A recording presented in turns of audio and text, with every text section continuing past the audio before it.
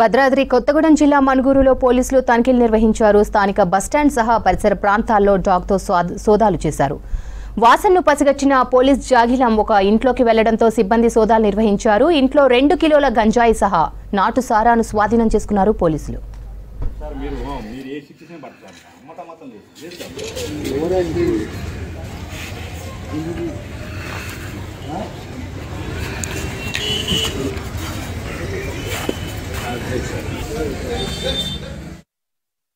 Narcotic డాగు, అది Belgium మిల్నాయిస్ breed. మనం IIT Moinabad హైదరాబాద్లో ట్రైనింగ్ తీసుకొని వచ్చాము. 8 months ట్రైనింగ్ కంప్లీట్ చేసుకొని వచ్చాము.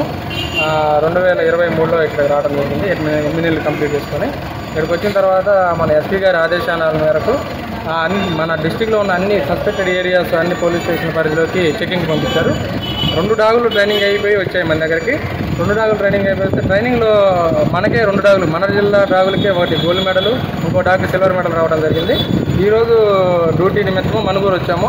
మనుగూరు వచ్చి మన ఎస్ఐ గారి ఆధ్వర్యంలో ఇక్కడ సస్పెక్ట్ ఏరియాలు చెక్ చేయంగా మనకి గంజాయి దొరికింది. గ్రేసీ అనే మా డాగు గుర్తించి భూమిలో పాతిపెట్టిన డాగు గంజాయిని గుర్తించి వెలికి తీయడం జరిగిందండి.